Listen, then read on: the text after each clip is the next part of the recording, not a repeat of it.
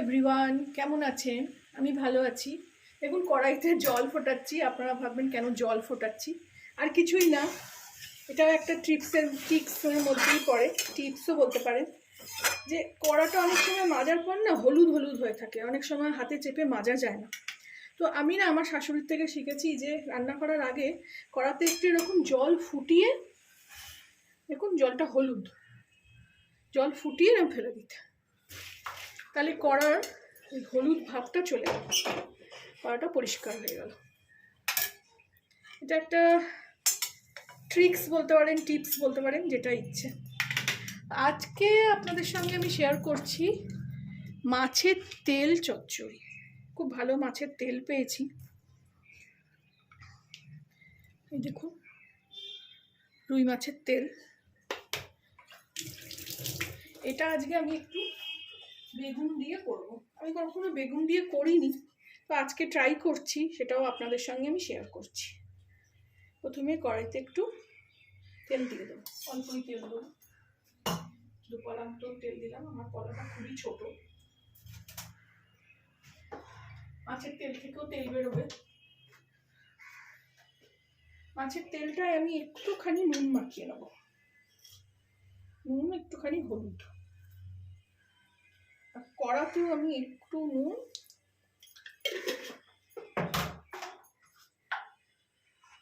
একটু হলুদ, যাতে তেলটা না ছেটে, আর তেলটাতে মাখিয়ে নিলাম।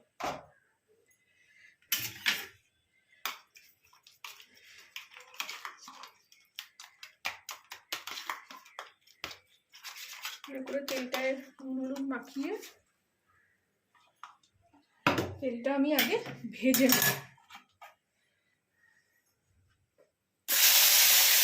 ঢাকা দিয়ে ফাটতে পারে, ফাটছে দেখুন।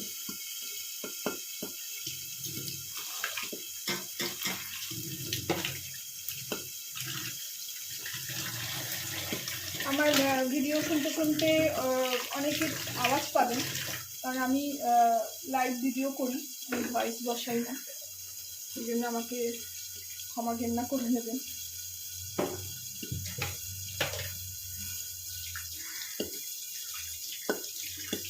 দেখুন ফাটছে কিরকম।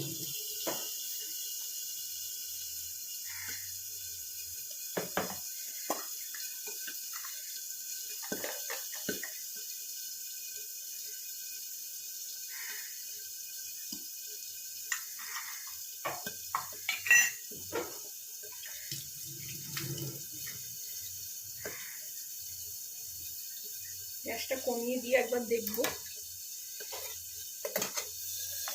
এগুলো একটু সাবধানেই করবেন।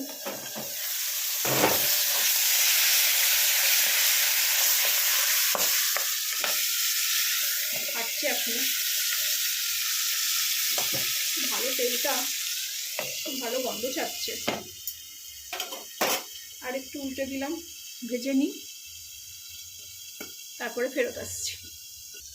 ফিরে আসলাম, তেল ভাজা হচ্ছে, খুব ফাটছেও। আমি আবার কমিয়ে দিয়েছি, এবার আমি তুলবো।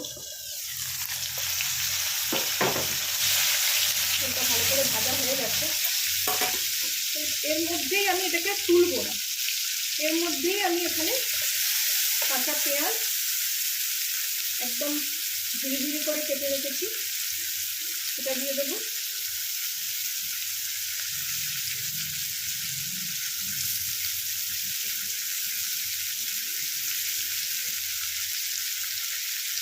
এটা একটু ভেজে নেবো।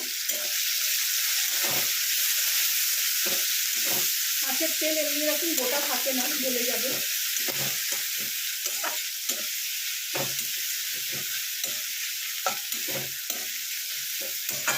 পেঁয়াজটা একটু ভেজে নেবো, সব মিলিয়ে নেবো।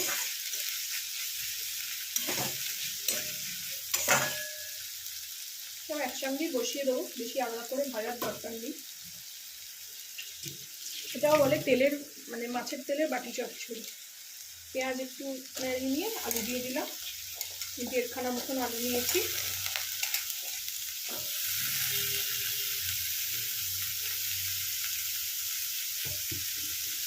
এর মধ্যে 3টে চেরা কাঁচা লঙ্কা দিয়ে দিলাম,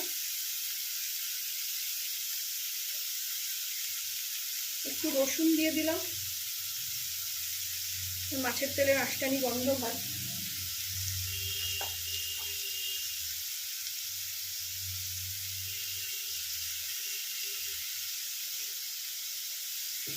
একটু আদা দিয়ে দেবো, আদাটা অল্প দেবো,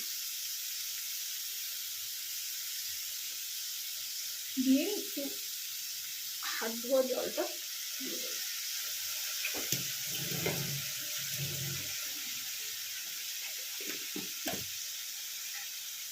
দিয়ে এবার এর মধ্যে আমি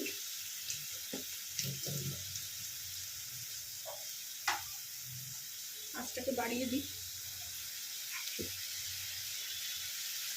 হলুদ গুঁড়ো, কাশ্মীরি লঙ্কার গুঁড়ো,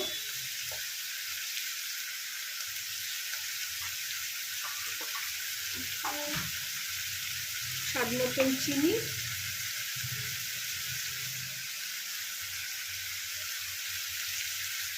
একটু ঝালঝালি ভালো লাগে, কিন্তু স্বাদ অনুসারে স্বাদটাকে ব্যালেন্স করার জন্য একটু চিনি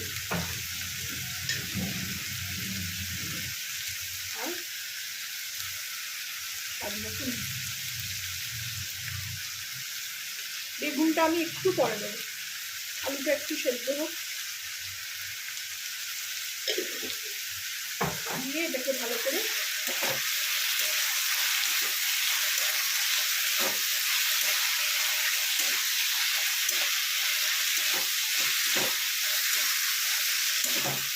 এগুলো কষিয়ে নেব।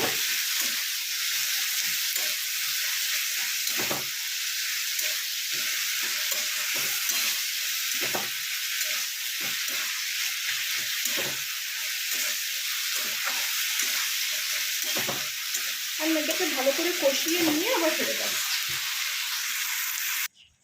দেখুন তেল চচ্চড়ি কষাচ্ছি আমি, এখনো একটু জল দিয়েছি, হয়তো নিচে লেগে যাচ্ছিল।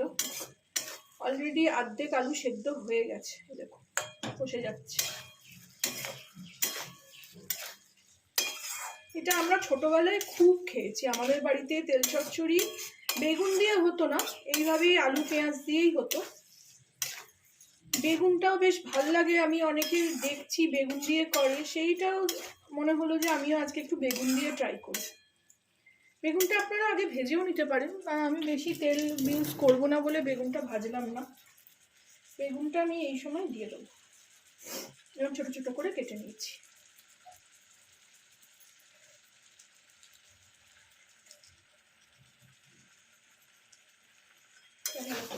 মিশিয়ে দেখুন তেলও গায়েব হয়ে গেছে, তেল চচ্চড়ির তেলটা, মাছের তেলটা মিশে গেছে, আর বেশ তেলও হয়েছে। এর মধ্যে আমি এবার একটু জল দিয়ে দেবো।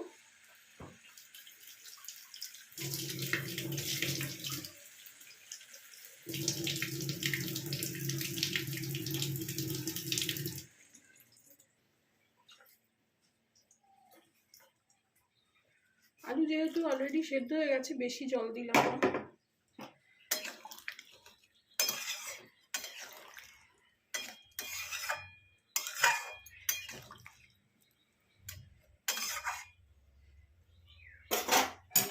নুন তো অলরেডি দিয়ে দিয়েছি,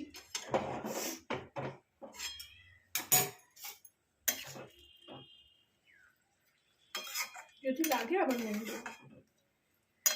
আমি আসলে রান্না করতে করতে না রান্না চাখি না কখনো, খুব কলাচো মানে চাটনি ফাটনির ব্যাপার হয়, খুব টক তো খাওয়া যায় না, সেই জন্য একটু চাখতে হয়, কিন্তু রান্না না কখনো আমি চেখে করি না। বেগুন যেহেতু দিয়েছি সেহেতু মনে হচ্ছে একটু নুন দিই।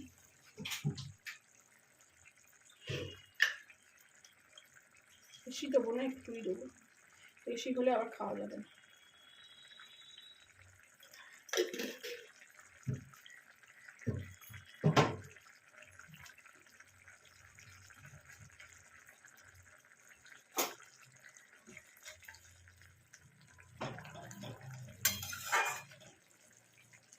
এইভাবে আপনারাও রান্না করে খাবেন, আমাকে জানাবেন কেমন লাগলো। এবার আমি এতে একটু ঢাকা দিয়ে দেবো। ফিরে আসছি মানে বাটি চচ্চড়ি নিয়ে। ফিরে আসলাম মাছের তেলের বাটি চচ্চড়ি নিয়ে। আপনার খুলি, দেখুন জল অনেকটাই টেনে গেছে, আলুও সেদ্ধ, বেগুনও সেদ্ধ। আপনারাও এইভাবে বানাবেন, খাবেন, আমাকে জানাবেন। যারা ভালোবাসেন মাছের তেল এরকমভাবে খেতে, তাদের তো অবশ্যই ভাল লাগবে। আমি আর একটু বসিয়ে রাখবো, আর একটু শুকনো করবো। আপনারা এরকম ঝোল ঝোলও নামাতে পারেন। আমাকে জানাবেন, বানাবেন, খাবেন, আমাকে জানাবেন কেমন লাগলো। ভালো লাগলে আমার চ্যানেলটাকে একটা লাইক, শেয়ার অ্যান্ড সাবস্ক্রাইব করে দেবেন। Thank you for watching. কি সুন্দর কালারটা হয়েছে।